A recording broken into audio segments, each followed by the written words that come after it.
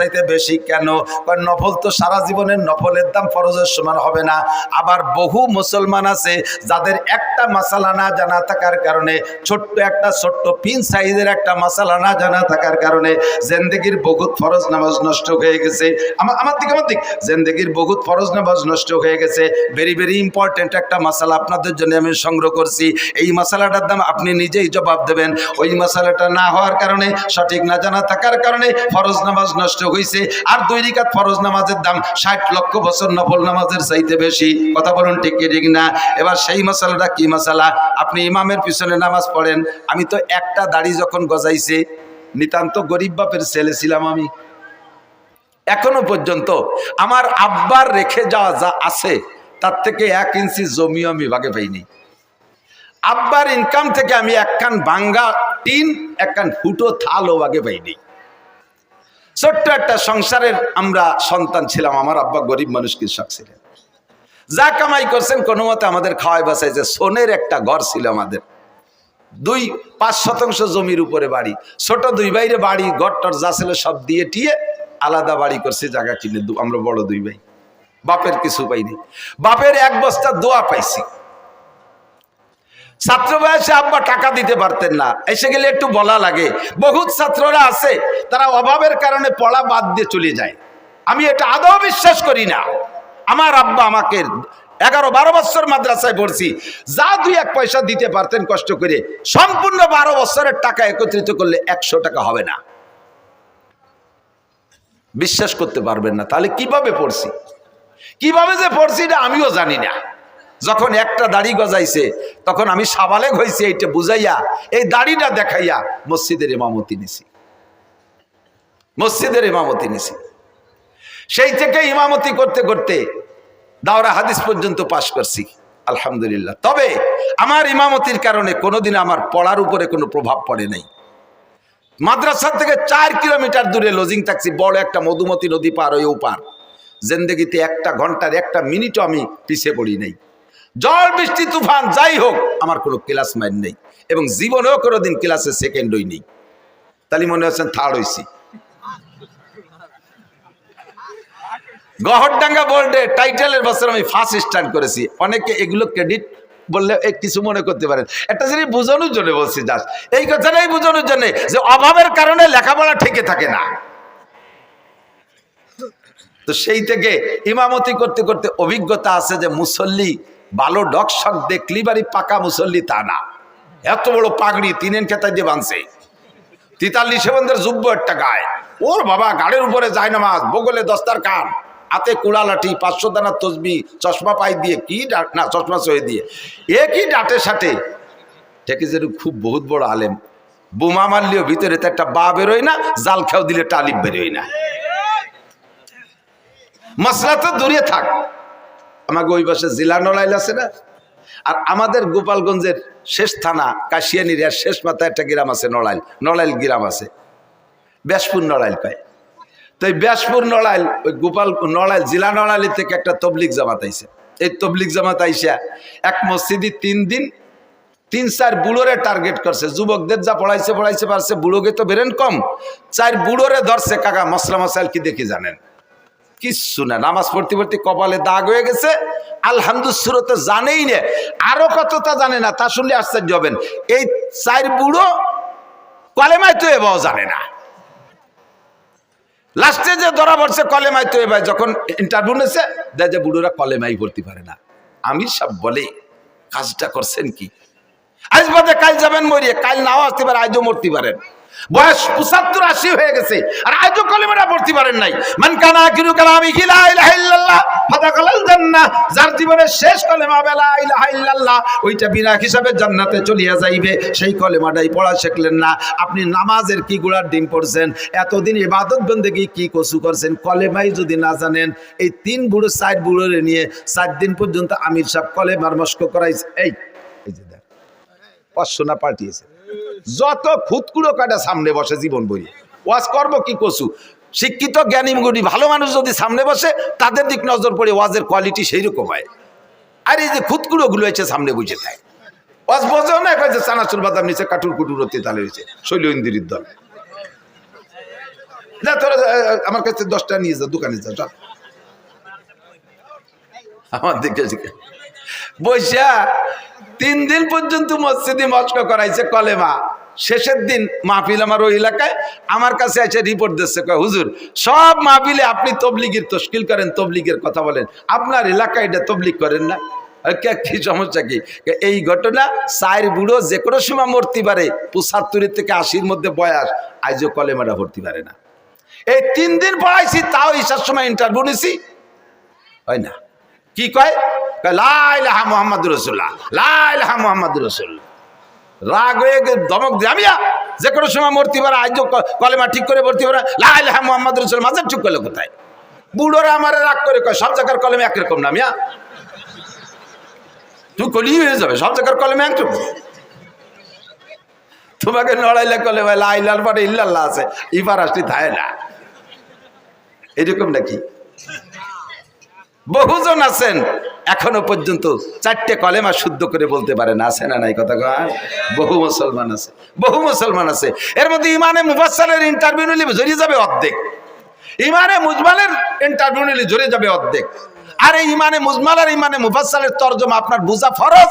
বিশ্বাস করার সাথে সাথে বুঝার আগে, বিশ্বাসের আগে বুঝতে হবে, বুঝে তারপরে বিশ্বাস করতে হবে। পারেন না বহু মানুষ, কথা কন।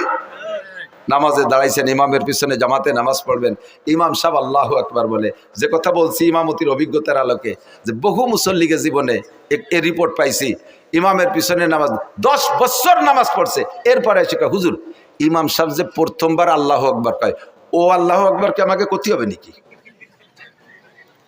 আমরা তো সময় খালি কানে হাত দেই, আমি যে আমরা মানে কয় যে আমাকে মাঝি ভাই, মিয়া ভাই, বড় কাকা, আমরা সবাই ওই ওরি। মুখ বন্ধ। নামাজের ফরজ 13টি, জোরে বলেন কয়টি? তার মধ্যে একটি তাকবীরে তাহরিমা বলা, তাকবীরে তাহরিমা বলা। আপনি যদি একা নামাজ পড়েন সুন্নাত, তা প্রথম তাকবীর বলা ফরজ, নফল পড়লে প্রথম তাকবীর বলা ফরজ, ওয়াজিব পড়লে প্রথম তাকবীর বলা ফরজ। ইমামের পিছনে যদি পড়েন প্রথম তাকবীর মুখে বলা ফরজ। প্রথম তাকবীর শুধু ইমাম বলবে আর আপনি মুখ বন্ধ করে কানে হাত দেবেন, এতে হবে না। আপনাকে নামাজের ভিতরে যদি প্রথম তাকবীর মুখে আল্লাহু আকবার না বলে থাকেন, এমন করে জীবনে যত ওয়াক্ত চলে গেছে ওই নামাজগুলো হয় নাই, ওই নামাজগুলো আবার পড়তে হবে। এই যে কত ওয়াক্ত গেছে আপনার জানা নাই, এরকম কত ওয়াক্ত গেছে আপনার জানা নাই, মুখ বন্ধ করে খালি করে খালি কানে উলা দিয়েছেন, আপনার নামাজ বাতিল, আপনার নামাজ হয় নাই। যদিও শুনতে একটু ছোট, একটু আল্লাহু আকবার, কিন্তু এই মশালাটা কত গুরুত্বপূর্ণ আপনার পুরো নামাজ এরপর নির্ভর করে। এই একটা মশলা আজকে জেনে নিলেন, আজকে বুঝতে পারলেন যে আপনাকে প্রথম তাকবীরে আল্লাহু আকবার ইমামের সাথে সাথে বলতে হবে, তবে ইমামের সাথে সাথে পিছে পিছে বলতে হবে, এটা ফরজ। এর একটা মশালার দাম 60 লক্ষ বছর নফল নামাজ ও নফল রোজার চাইতে বেশি। মহিলারা নামাজ পড়বে প্রথম তাকবীর মুখে বলা ফরজ, পুরুষরা নামাজ পড়বে প্রথম তাকবীর মুখে বলা। তবে মহিলারা কোনোদিন জামাতে ইমামতি করতে পারবে না, মহিলারা মহিলাদের ইমামতিও করতে পারবে না, মহিলারা ফরজ ওয়াজিব সুন্নাত নফল কোনো নামাজে ইমামতি করতে পারবে না, মহিলারা মসজিদে যে জামাতে নামাজ পড়বে না, মহিলারা নামাজ পড়বে ঘরের ভিতরে। মহিলারা যত নির্জনে নামাজ পড়বে তত তাদের নেকি বেশি, আর পুরুষও যত ওপেন ফিল্ডে নামাজ পড়বে বড় জামাতে তত তাদের নেকি বেশি। মহিলারা ঘরের মধ্যে পড়বে, করনাফি বুয়ুতিকুন্না, ঘরের মধ্যে থাকবা। মহিলাদের জুমর নামাজ নাই, মহিলাদের ঈদের নামাজ নাই, মহিলাদের জানাজার নামাজ নাই, মহিলাদের জামাতে নামাজ নাই, 5 ওয়াক্ত জামাতে নামাজ পড়বে না। অনেকে হজে যাইয়া আইসা এবার বউকে নিয়ে জামাতে নামাজ পড়ার একটা প্ল্যান তৈরি করছে। আল্লাহ, মক্কা মদিনায় দেখলাম, আর আমাকে দেশি হুজুরা কি তাকে বেশি জানে নাকি? আপনি মক্কা মদিনায় একবার গেছেন আর আমরা 20 বার গেছি। আমরা ওই জায়গার থেকে ওইগুলো নিয়ে আসলাম না, আপনি একবার যাই এতটা নিয়ে আসলেন কে? কি কি আনছে দেখবেন। হানাফি মাযহাবের মুসল্লি, হানাফি মাযহাবে আমিন আস্তে বলতে হবে। হানাফি মাযহাবে আমিন কি আস্তে। সব মাসালা হানাফি মাযহাবের আমল করে। হজেতে আসার পরে এবার ওই মক্কা মদিনায় শুনছে আমিন জোরে কইতে, এই জায়গাটা খালি আমিনটা একটু জোরে না করতে পারলে পাল্টায় না। ইমাম সাহেব আল্লাহ দলিনকে ছেড়ে দিছে, আমিন বিটাগিরি দেয়াচ্ছে। আপনি এরকম করলেন কে? মক্কা মদিনায় বলে, তো মক্কা মদিনাতে আরো কত তারে শব্দ করেন আপনি, যে দেখছেন কত প্রকারের নামাজ, একদল কানে উলে দেয়ই না। হাজি সাহেবরা একটু সাক্ষী দেন। একদল কখনো কানে উলো দেয় না, আর একদল কানে উলো দিয়ে ছানা একবার বাইন্ধে ছেড়ে দেয়, আরেকদল কানে উলো দিয়ে ডাইরেক্ট ছেড়ে দেয়, আরেকদল কানে উলোই দেয় না, হাত ছাড়া থাকে, আরেকদল আগের থেকে ছানা বাইন্ধে থাকে। এই যে এত দলের মধ্যে কোন দলের ডাপে আনতে গেলেন? আপনি অর্থে গেছেন কে কথা বল? আপনার এই জন্যই পাঠাই নেই। এসে গেলে একটু করে যাই, বাংলাদেশের একমাত্র উলামায়ে কিরাম শরীয়তের দিক দিয়ে এস্টাবলিশড এই বাংলাদেশের উলামায়ে কিরাম বাংলাদেশের মুসলমানদেরকে নবী আলাইহিস সালাতু ওয়াস সালামের শরীয়ত অনুযায়ী পরিচালনার জন্য বিশ্বের কোন দেশে ধর্ণা ধরা লাগে না। বাংলাদেশের উলামায়ে কিরাম জন্ম থেকে মরণ পর্যন্ত যে 6টা জীবন বলছি, সমস্ত জীবনকে পরিচালনা করার জন্য কোরআন হাদিসের ভিতরে থেকে গাইটা সমস্ত মশলা আপনাদেরকে দিতে পারে এ যোগ্যতাওয়ালা উলামায়ে কিরাম বাংলাদেশে ভরপুর।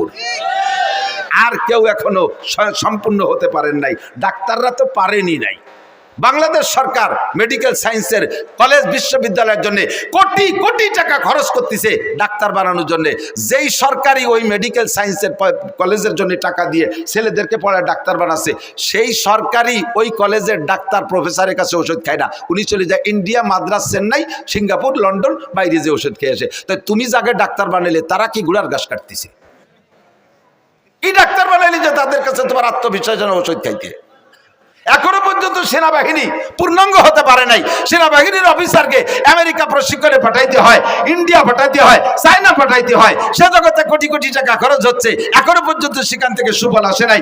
একটা অস্ত্র বানাইতে পারে না, একটা ড্রোন বানাইতে পারে না, একটা বন্দুক রাইফেল বানাতে পারে না, একটা গুলি বানাতে পারে না, একটা সুর ভাষা ফুটো হতে দিতে পারে না। কতক্ষণ কোন মেশিন বানাতে পারে? আল্লাহর রহমতে বাংলাদেশের উলামায়ে কেরাম শরিয়াতের এ টু জেড তৈরি করতে পারে। এর জন্য বিদেশে মক্কা মদিনায় যাওয়া লাগবে না। নিজেরা পারেন না বলে মনে হচ্ছে হুজুররা পারেন না, তাই মনে হয় না। আলমাবিয়া কিছু আল্লাহ নাফসি। আমি মাঝে মাঝে কই না তামাশা রে, একেবারে সচক্ষে দেখছি।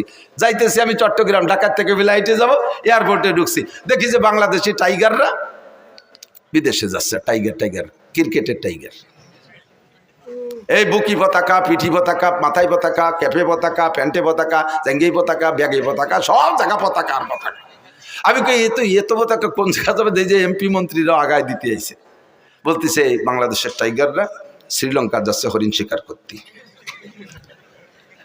ক্রিকেট খেলতে। তো কয়দিনের ম্যাচ? কয় যে শ্রীলঙ্কা 2 দিন, পাকিস্তানে 3 দিন, ভারতে 2 দিন, 5 দিনের ম্যাচ। কি বলে 3 আর 2 5 আর 7, 1 সপ্তাহ।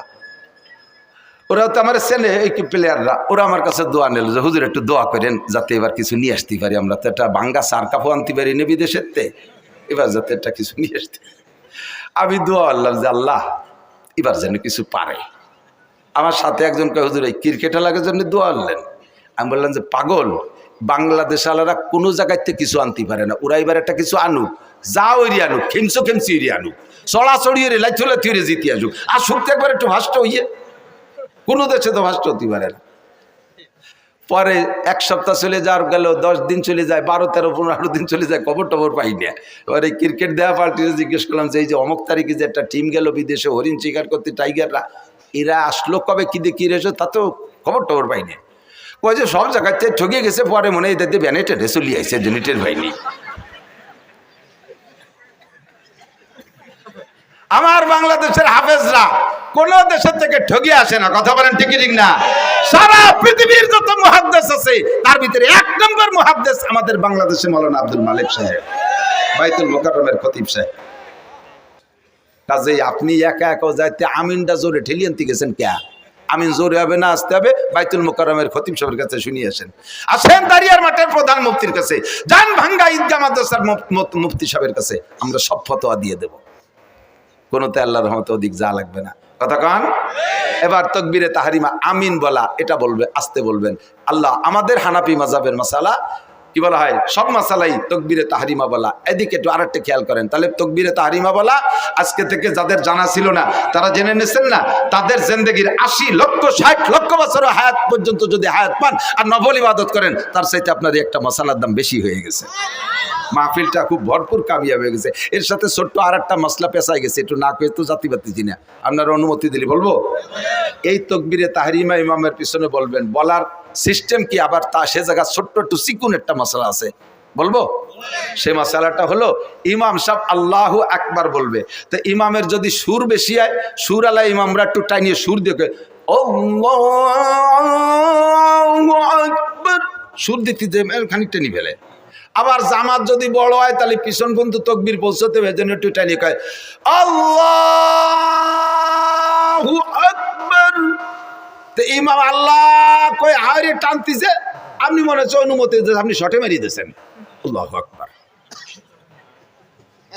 এ জায়গায় অ্যাক্সিডেন্ট কি হয়েছে মনে রাখবেন, ইমামের আল্লাহু আকবারের র শেষ হওয়ার আগে যদি আপনার আল্লাহু আকবারের র শেষ হয়ে যায়, আপনার ইক্তেদা সহিহ হয় নাই, ওই ওয়াক্তের নামাজ বাতিল। মাজলিসু ফিকিন খায়রুম মিন ইবাদাতি 60 সানা। এর একটা মাসালা শোনা এবং শিখা 60 বছর নফল নামাজ ও রোজার চাইতে কম না বেশি? জোরে কান, কম না বেশি? এই জন্য দোস্ত বলতে যে অনেক দুঃখ সরে চলে আসছে, আর কিছু মাসালা বলা হয়ে গেছে, সাথে আরেকটা মাসালা না বলে পারতেছি না। মশালার মধ্যে ঢুকলে খালি আমার ভেস্তেজের পড়াইতে মনে চাই। ওলামায়ে কেরামের কাছে চর্বিতে চর্বণ মনে হচ্ছে। আমি অনুরোধ করবো আইম্মায়ে মাসাজিদ যারা আছেন, মসজিদের ইমাম যারা আছেন, জুমার দিনে আপনি লম্বা লম্বা কিস্সা কাহিনীর বয়ান বাদ দিয়ে 2 পদ্ধতিতে বয়ান করতে পারেন। জীবনে কোনোদিন আপনার বয়ান ফুরবে না, জীবনেও কোনোদিন বয়ান ফুরবে না। এক পদ্ধতি হলো কোরআন শরীফের তর্জমা, ধারাবাহিক এক দার্সে তর্জমা। তাফসীর ভালো করতে যদি নাও পারেন, কমপক্ষে সহিভাবে তিলাওয়াতটার তর্জমাটা মুখস্থ শিখে মসজিদে যে জুমার দিন কোরআন শরীফ দেখে দেখে এক দার্সে সূরা ফাতিহা থেকে নিয়ে আপনি তিলাওয়াত করবেন আর তর্জমা করবেন, দেখবেন মানুষ অত্যন্ত তৃপ্তি সহকারে শুনবে। কমপক্ষে আল্লাহর বান্দারা একটু আইডিয়া নেবে, আরে আলহামদুলিল্লাহ সূরার মধ্যে কি পড়ি, এ কি ভূতির মন্ত্র না কি পড়ি, এর তর্জমা কি বুঝতে পারলে তিলাওয়াতের যদি তর্জমা বোঝা যায় তাহলে পড়েও মজা লাগে, কতক্ষণ পড়তেও মজা লাগে।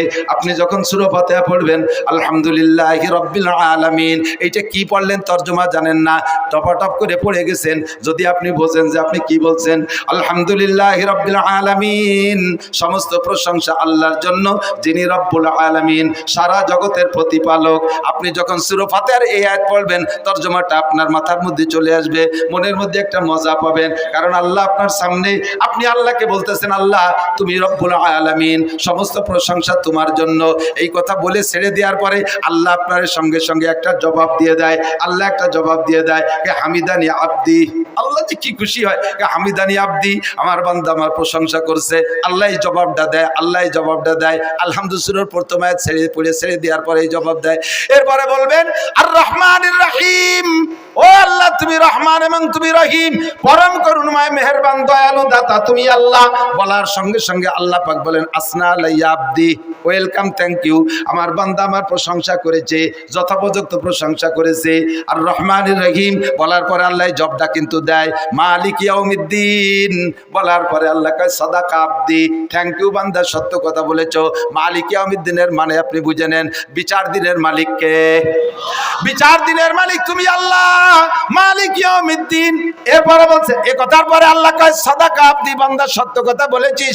বিচার দিনের মালিক ডক্টর ইউনূস না, বিচার দিনের মালিক তোদের প্রেসিডেন্ট প্রধানমন্ত্রী না, বিচার দিনের মালিক তোদের বাংলাদেশের হাইকোর্টের সুপ্রিম কোর্টের বিচারপতি না, আরে বিচার দিনের মালিক জোরে বলেন কে? মালিক ইয়াউমিদ্দিনের মধ্যে তাই বলছেন, কথা কি মনে থাকবে? এরপরে বলছেন ইয়াকা নাবুদু ওয়া ইয়াকা নাস্তাঈন, আল্লাহ ইবাদত তোমারই করি, ইয়াকা নাবুদু তোমারই ইবাদত করি, ওয়া ইয়াকা নাস্তাঈন সাহায্য চাইলে তোমারই কাছে চাই। জোরে বলেন সাহায্য কার কাছে? দুনিয়ার কোন রাজা বাদশার কাছে চাই না, কোন কোটিপতি শিল্পপতি রাষ্ট্রপতি ভগ্নিপতির কাছে আমরা সাহায্য চাই না। নাস্তাঈন আল্লাহ তোমার কাছে সাহায্য চাই। এই আয়াতটার মধ্যে 2টা অংশ লক্ষ্য করেছেন নাকি?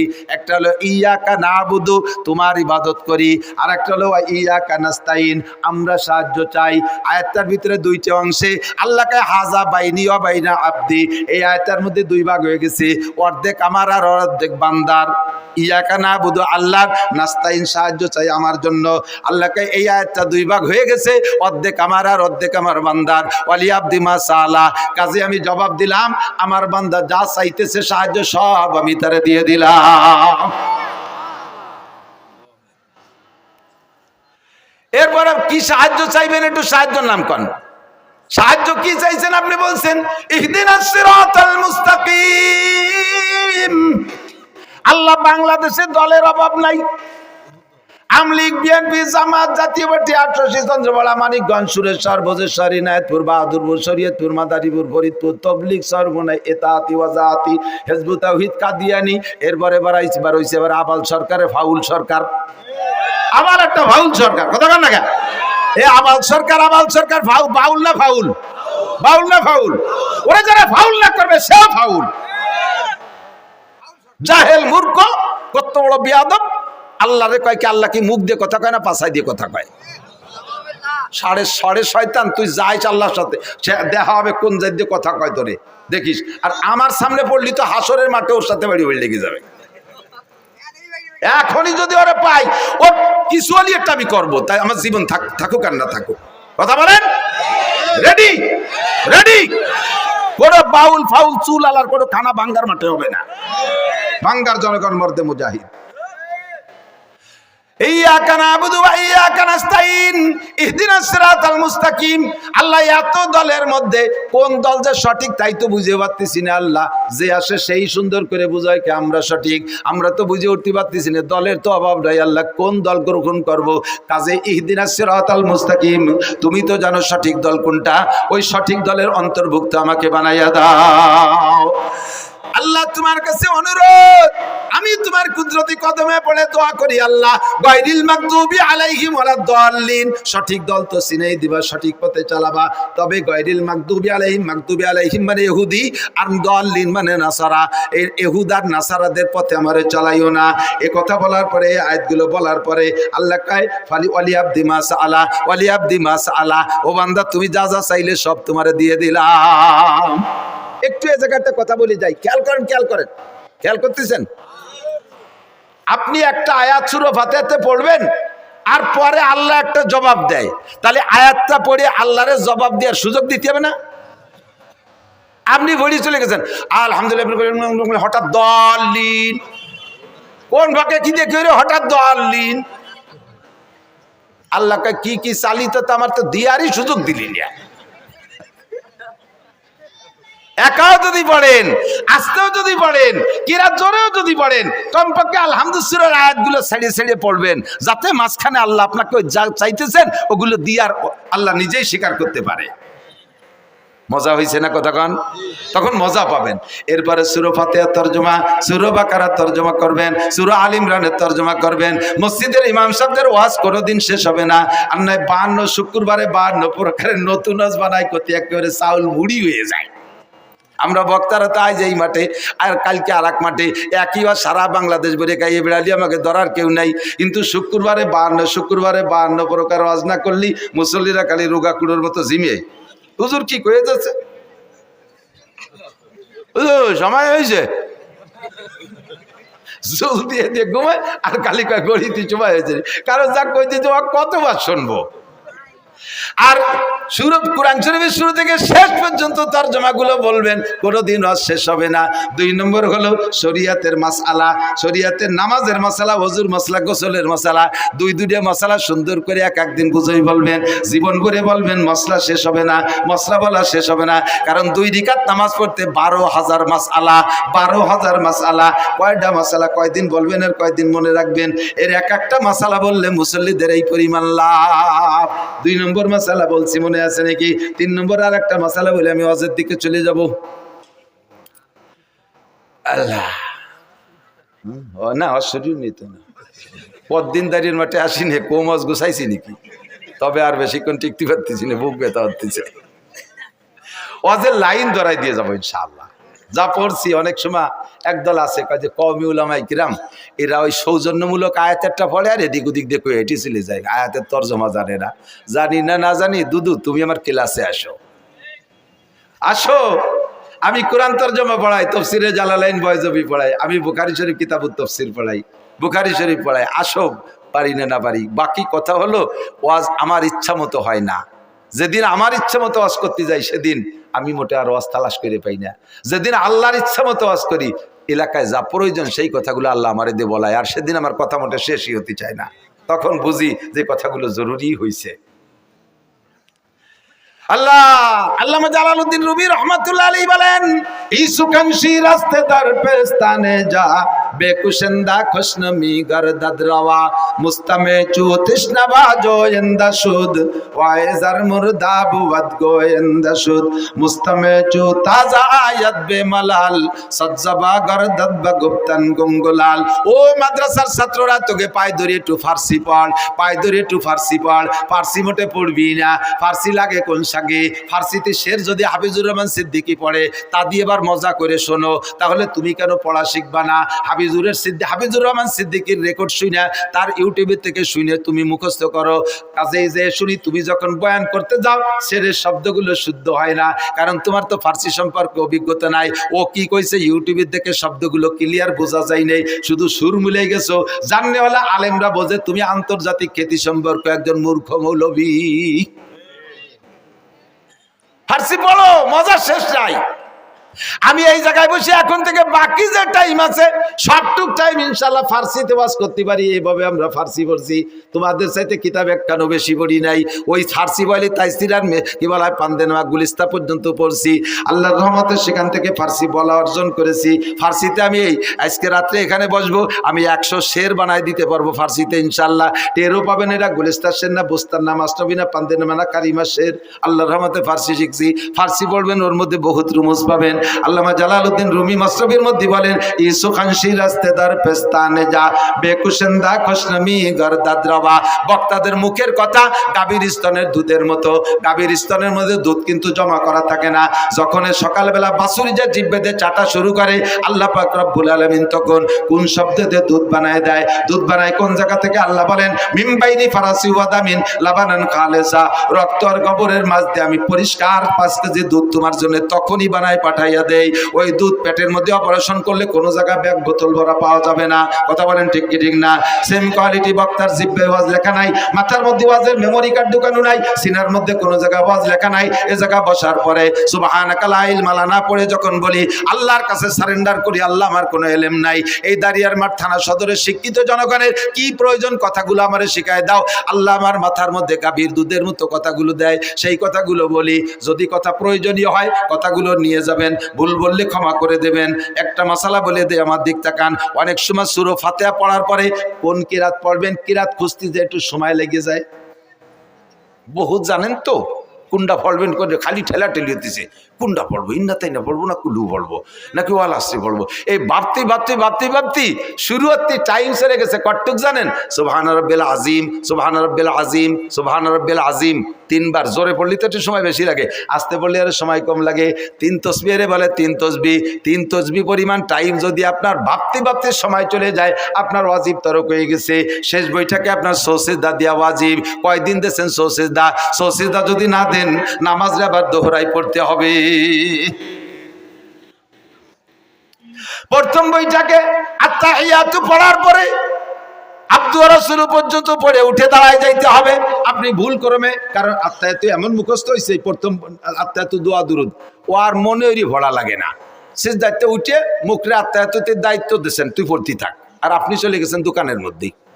ব্যবসা বাণিজ্য, খ্যাত খামার, বেরাক টেরাক সব ঘুরিয়ে টুরিয়ে হঠাৎ করে আইছে যে ইন্না কান্তাল গফুরুর রহিম চলে গেছেন। তখন পড়ান, আরে আল্লাহ আরো দিয়ে 1 রিকাত রয়েছে, আরো 2 রিকাত রয়েছে, আমি এত দূর পড়লাম। তখন নিজে মুফতি হয়ে যান, কয় যে